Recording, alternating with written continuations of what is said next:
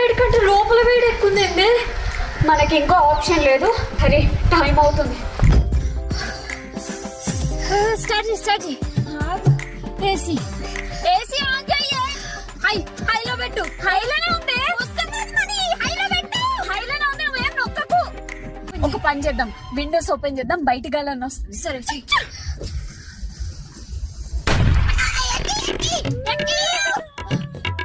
అది గాలింది, అది వడగాలి.